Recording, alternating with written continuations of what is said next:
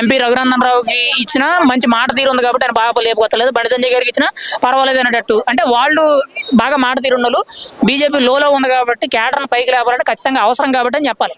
అర్థమైందా? అది నేను అదిగని చెప్తున్నాను. ఇప్పుడు తెలంగాణ బీజేపీ అధ్యక్షుడు, ఆంధ్రప్రదేశ్ బీజేపీ అధ్యక్షుడు గురించి ఓవరాల్ గా టాపిక్. చూద్దాం పరిస్థితులు బట్టి. ఇప్పుడున్న పొత్తుండే వస్తుంది. ఇప్పుడున్న కొత్త అధ్యక్షుడు అరే టాపిక్ తీయాలి. ఎవరితో పొత్తు పెట్టుకుంటారన్నా?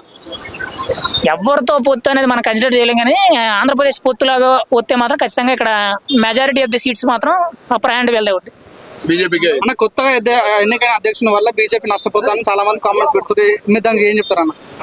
మేబీ అయ్యి ఉండొచ్చు. ఎందుకంటే ఇప్పుడు ఒక పార్టీ రూలింగ్ లో లేదు, రూలింగ్ లో ఉందంటే పార్టీ హైప్ లో ఉన్నట్టే. రూలింగ్ లో లేని పార్టీని పైకి లేపాలంటే దానికి ఉన్న చరిష్మా ఉన్న నాయకుడు కావాలి.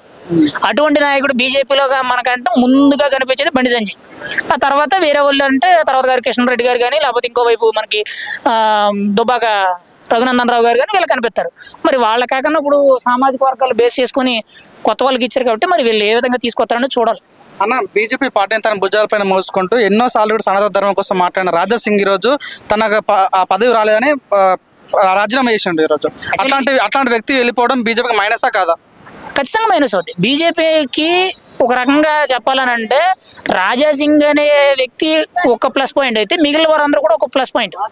బీజేపీ గురించి, సనాతన ధర్మం గురించే కానీ, గోహత్యల గురించి జరిగినవే కానీ, లేదంటే హిందువుల మీద జరిగిన దాడులే కానీ, ఇటువంటి ఎన్నో ఇష్యూస్ మీద కూడా రాజా సింగ్ చాలా బాగా మాట్లాడారు. ఒక రకంగా ఆయన అధికారంలో ఉన్నా లేకపోయినా సంబంధం లేదు, వాయిస్ మాత్రం చాలా గట్టిగా వినిపిస్తారు. బీజేపీకి అవునా కాదన్న ఒక హైప్ తెచ్చిన వ్యక్తి బండి సంజయ్. సో స్థానిక ఎమ్మెల్యే ఎలక్షన్స్ అప్పుడు బండి సంజయ్ కి పదవి తీసేసి కిషన్ రెడ్డికి ఇవ్వడం వల్ల బీజేపీకి అనుకున్న దానికన్నా ఎక్కువ సీట్లు రాలేకపోయింది. ఇప్పుడు ఏకంగా స్థానిక ఎలక్షన్స్ వస్తున్నాయి కాబట్టి ఇప్పుడు ఈ కొత్త వ్యక్తిని పెట్టడం వల్ల ఇంకా మైనస్ అవుతుందని చాలా మంది కామెంట్స్ పెడతారు. దాని గురించి మీరు ఏం చెప్పదలుచుకున్నారు? అయ్యి ఉండొచ్చు, కానీ కిషన్ రెడ్డి గారు పెట్టడం వల్ల తగ్గినే నేను అనుకోలేదు. ఎందుకంటే గతంతో పోల్చుకుంటే 8 సీట్లు కొట్టడం అనేది ఎంపీ స్థానాలు గొప్ప విషయమే. బండి సంజయ్ అంటే మరి ఎక్కువ అది ఒక రకంగా కరెక్టే, కానీ ఇప్పుడు బీజేపీ అధ్యక్ష పదవి అనేది నువ్వు నేను కూర్చొని మాట్లాడుకుంటే లోకల్గా అయిపోయే పని కాదు కదా. జాతీయ అధ్యక్షుడు నడ్డా గారు, లేకపోతే home minister, central home minister అయిన అమిత్ షా గారు, మోడీ గారు డిసైడ్ చేస్తారు ఏ స్టేట్కి ఎవరిని అధ్యక్షుడి కింద పెడితే కన్సిడర్ అవుతారు, ఎవరు నా పార్టీ నడుపుతారని చూడొచ్చు. ఇప్పుడు వీళ్ళని పెట్టారు, ఇంకా 2028 ఎలక్షన్ రావడానికి చాలా టైం ఉంది. ఇప్పుడు నీకు దగ్గర ఇంకొక 3.5 ఏళ్ళ టైం ఉంది. వీళ్ళ పదవి 2 ఏళ్ళే కదా, వీళ్ళ పదవి 2.5 ఏళ్ళు. ఈ 2.5 ఏళ్ళలో వీళ్ళకి కూడా పదవి ఇచ్చారన్న ఒక క్లారిటీ ఉంటుంది, ఈ సామాజిక వర్గానికి న్యాయం చేసేవని ఒక క్లారిటీ అయితే ఉంటుంది. నెక్స్ట్ ఏంటి, కరెక్ట్గా నీకు ఎలక్షన్ ఇంకొక సంవత్సరం కానీ ఒక 8 నెలల ముందుగానే క్యాండిడేట్ మారుస్తారు. లాస్ట్ టైం అదే జరిగింది కదా. లాస్ట్ టైం బండి సంజయ్ గారు ఉండేవారు, కిషన్ రెడ్డి గారిని తీసుకొచ్చారు, 8 సీట్లు ఎంపీ స్థానాలు ఆయన పట్టుదలగా ఆయన ప్రయత్నం చేసి కొట్టారు. ఇప్పుడు వీళ్ళు ఎవరైతే ఇప్పుడు తెలంగాణలో ఎవరైతే రామచంద్రరావు గారిని పెట్టారో ఈయన ఈ 2.5 సంవత్సరాలు ఈయన నడిపినంత నడుపుతారు. కరెక్ట్గా ఎలక్షన్ పీక్ మూమెంట్కి వచ్చేటప్పటికి మంచి సరైన క్యాండిడేట్ ఇస్తారు. ఆ టైంలో ఖచ్చితంగా రఘునందన్ రావుకో, బండి సంజయ్కో, కిషన్ రెడ్డి గారు లాంటి వాళ్ళకి ఇస్తే ఖచ్చితంగా సక్సెస్ వస్తుంది. లేదంటే కామారెడ్డి ఎమ్మెల్యే ఉన్నారు కదా, బీజేపీ ఎమ్మెల్యే, ఆయన పేరేంటి వెంకటరెడ్డి ఉంది కదా సంథింగ్, ఆయన కూడా మంచి హైప్ ఉన్న లీడర్. ఎందుకంటే ఇద్దరు దెబ్బ నాయకుల మీద పోటీ చేసి ఆయన గెలిచాడని అంటే వన్ సైడ్ గా అదొక మంచి మెజారిటీ. మరి అటువంటి నాయకుడు గెలవడం ఈ రోజు ఆయన కామారెడ్డిలో చక్రం తిప్పుతున్నాడు. మరి అటువంటి ఆయనకి ఇచ్చినా కానీ పార్టీ ఖచ్చితంగా అధ్యక్ష పదవి అనేది ఒక రకంగా మేలు చేస్తుంది. కానీ అప్పుడు చూద్దాం ఏంటంటే ఇంకా 3.5 ఏళ్ళ టైం ఉంది కాబట్టి ముందు వీళ్ళని కొంత సంతృప్తి పరచడానికి ఇచ్చారు అనుకున్నాను నేనైతే. అదే అంటే రాజాసింగ్ గారు ఒక రకంగా చెప్పాలంటే చాలా ఓపెన్ మైండెడ్. ఏ విషయం ఉన్నా కానీ తన మన అనే భేదం లేకుండా ఓపెన్ మైండెడ్గా మాట్లాడతాడు. ఇప్పుడు ఆయన బీజేపీ అధ్యక్ష పదవులు ఇప్పుడు ఇటువంటి టైంలో పెడితే ఈ 2.5 ఏళ్లలో ఆయన చేసే రచ్చకి అది పీక్ మూమెంట్ చేరుకుంటుంది. ఎందుకంటే రాజాసింగ్ ఎవరికి భయపడే వ్యక్తి కాదు. పార్టీ ఆయన ఉన్నా లేకపోయినా, అధికారంలో ఉన్నా లేకపోయినా, సీఎం ఎవడైనా అనవసరం.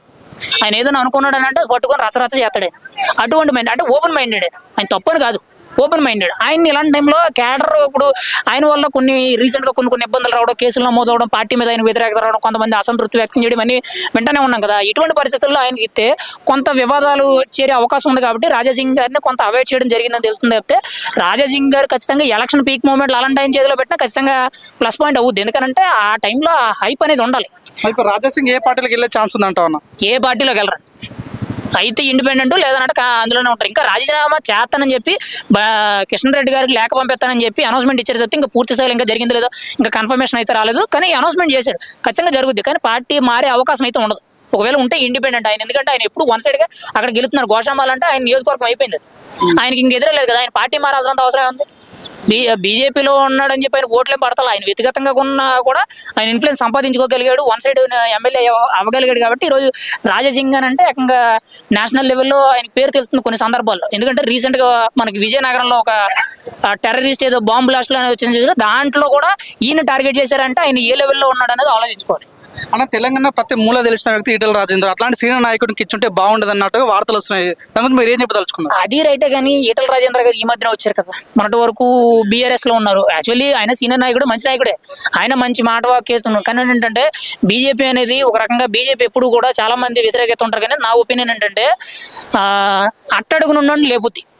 అంటే ఎప్పుడు కూడా రాజకీయాల్లో కనపడిన వ్యక్తిని తనకు కూడా ఒక ప్రమోషన్ ఇస్తుంది. మీకు ఎగ్జాంపుల్ చూసుకుంటే ఆంధ్రాలో రీసెంట్గా రాజ్యసభ సీట్ ఇచ్చారు ఆయనకి, మా భీమవరం ఆయనకి వెంకట సత్యనారాయణ ఏదో పేరు ఉంది సంథింగ్, ఆయనకి రాజ్యసభ సీట్ ఇచ్చారు. ఆయన ఒకప్పుడు ఎవరికీ తెలియదు, ఆయనకి రాజ్యసభ సీట్ ఇచ్చారు. గతంలో ఆయన దాదాపు 36 ఏళ్ల నుంచి బీజేపీ కోసం ఫ్లోర్ లీడర్గా కష్టపడుతున్నాడు. ఈ రోజు రాజ్యసభ సీట్ అనేది ఈ రోజు ఆయన కాళ్ళ దగ్గరికి వచ్చింది, అది బీజేపీ అధిష్టానం. ఇంకొక ఎగ్జాంపుల్ చూసుకుంటే నరసాపురం పార్లమెంట్ ఉంది కదా ఆంధ్రప్రదేశ్లో, ఇప్పుడు ఎంపీగా ఉన్న ఆయన సెంట్రల్ మినిస్టర్ అయ్యారు. ఆయన కూడా గతంలో ఒక ఫ్లోర్ లీడర్గా ఉండేవారు. అంటే కింద స్థాయి ఉన్న వ్యక్తిని బీజేపీ గుర్తించి పైకి లేపుతుంది, తను ఏ సామాజిక వర్గం అనేది పక్కన పెట్టినాయి. అది అంటే పార్టీ ప్రతి వ్యక్తికి కూడా కట్టుబడి ఉంటుంది, ప్రతి వ్యక్తికి కూడా ఖచ్చితంగా ఏదో ఒక రోజు ఒక మంచి దారి చూపెడుతుందని బీజేపీ ఉదాహరణ. మనకు అప్పుడు రఘునందన్ రావుని ముఖ్యమంత్రి, తెలంగాణ ముఖ్యమంత్రిని అవుతానని చెప్పిండు, బీజేపీ నుంచి అవుతానని కూడా చెప్పిండు. సో ఇప్పుడు ఎందుకు తన మౌనంగా ఉండు అంటే దానికి మీరు ఏం చెప్పదలుచుకోరు అన్న? అది మనం చెప్పలేమండి. ఇప్పుడు ఆయన అయిపోతానని అంటే అంత ఈజీ ఏం కాదు కదా. ఇప్పుడు ఒక ఎమ్మెల్యే అయినా అయిన దానికి, ఒక ఎంపీ అయిన దానికి, ఒక సీఎం క్యాండిడేట్ లెవెల్లోకి అవ్వడానికి చాలా తేడా ఉంటుందండి. ఇప్పుడు రఘునందన్ రావు గారు ఆయన మాట విధానం అనేది తెలంగాణలో ఎవరికి రాదు. ఓపెన్గా చెప్పాలంటే తెలంగాణలో ఎంతమంది పొలిటీషియన్లు ఉన్నా కానీ 100 మందిని నుంచోబెట్టి వాళ్ళందరూ సమాధానం చెప్పగలరు రఘునందన్ రావు. కానీ ఆయన సీఎం అయిపోతాడని అంటే ఆ లెవెల్ క్యాపబిలిటీ రావాలంటే అంత ఈజీ కాదు. ఒకవేళ మేబీ రాబోయే 2 ఏళ్ల తర్వాత ఆయనకి బీజేపీ అధ్యక్ష పదవులు ఇచ్చి బీజేపీ పొత్తులతో వెళ్ళి తెలంగాణలో చాలా గట్టిగా పార్టిసిపేట్ చేసిందంటే మాత్రం ఖచ్చితంగా రఘునందన్ రావు గారు అనుకున్న ఆ ఇష్యూ ఏదైతే ఉందో ఖచ్చితంగా ఆయనకు వస్తుంది, లేదంటే కష్టం, మనం ఏం చేయలేం. చూద్దాం ఏం జరుగుతుంది. Like, share, subscribe LGTV. Please subscribe to LGTV. Guys, please do subscribe LGTV. Have a good day. Thank you. Like, share, subscribe LGTV. Subscribe LGTV.